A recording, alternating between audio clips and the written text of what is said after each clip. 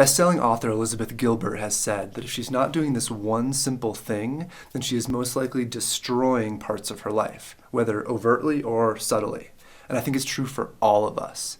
Check out this simple insight so that rather than destroying things in your life, you can have a lot more happiness.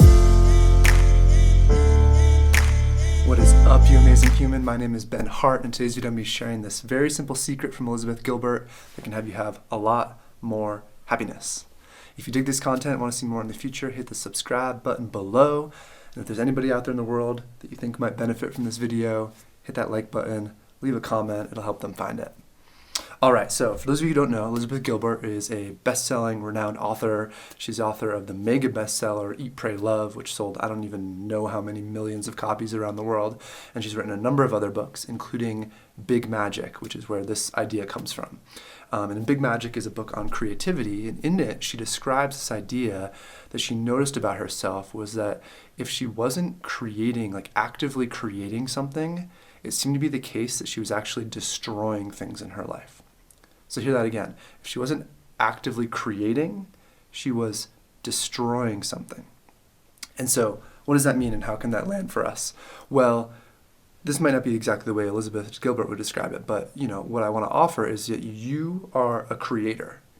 Human beings are creators in the sense that you are here to create art, to create beauty, to create relationships, to create businesses, projects, children, meals. Your life moves through you, and you create as you move through the world and as you do what you do.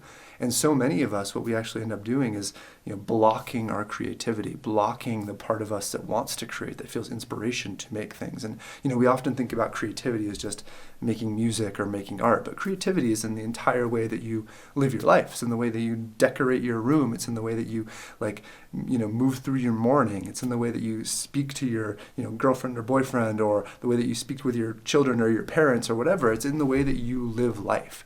And with that, there is a creative impulse that's constantly moving through us. And if we are not, as Elizabeth Gilbert is inviting us into, is seeing that if we're not actively creating, like really putting our attention on how am I consciously creating my life, and how am I consciously creating things that matter to me. So whether that's your relationships, as I said, or a business, or art, or music, or a book, or whatever it can be. If we're not doing that, if we're not following the way life wants to move through us in that creative impulse, then what tends to happen is we begin to destroy. And that doesn't have to be overt, like destroying our life and blowing it up, though it certainly could be. It could be subtle, like criticizing ourselves, like being really hard on ourselves, like life isn't moving through us and we're feeling down and we are being really self-judgmental. We are like picking at ourselves. We're feeling this, this entropy force, and we are just being really hard on ourselves. Like that's a form of destruction. Or destruction could be like getting into it with your friend or your partner or whatever, like picking out a relationship, actively like going at it in an energy that's more of a destructive energy than it is a creating energy, than it is like an inspired, like holding a high vision possibility energy. And so, when I first heard this quote, when I first read Big Magic, I was drawn to the book because I was intuitively feeling like I was disconnected from my creativity and from my creatorship. And as I read that quote, it landed so strongly for me of, wow, like I really am in this place of actively, subtly destroying things. And I was being really hard on myself at that time. And it was a huge tweak to just be like, oh, the choice point here is, what do I actually want to create right now? And how could I go about doing that? And for me, my life is filled now with creativity, whether it's making videos, or whether it's writing, whether it's the way I approach my relationships, or whether it's like juggling. Right now I'm learning to juggle pins, and it's just like there's so many things we can constantly be creating and learning and growing into.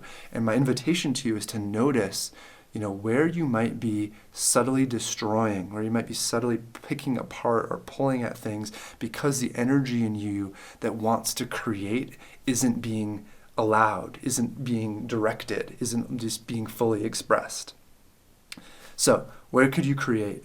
And let yourself create more. Let yourself follow the impulse to create. It doesn't have to be anything huge and big. It doesn't have to be a business. It doesn't have to be, a child. It can be something as simple as just like writing a poem, or tending a garden or making a meal. Like, it doesn't have to be art for the way that many people think about art. It can just be, where can your creativity flow and where can you create, and let the nourishment of that feed you and allow for more and more. Because what happens as we create is there's a momentum that gets created, that like, it feels so good to create. It feels so good to follow our inspiration, to follow that energy, that the more we do it, the more we get filled up with life force and the more we just want to keep doing it. So I invite you to notice where energy might just be going inward into destruction versus going outward into creation, and let yourself create.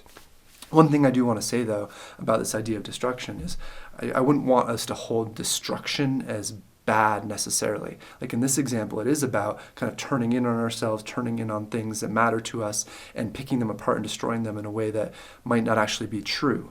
And so looking at where can you create such that you're not destroying out of just an unconsciousness. But for sure, there's times when conscious destruction is good and important and a part of the process.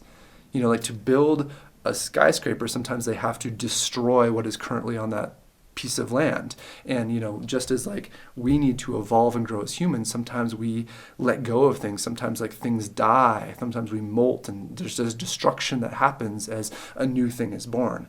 And so I just want to make sure that we're not creating a distinction around creation versus destruction, where creation good, destruction bad. No, destruction is a part of life, and it's beautiful.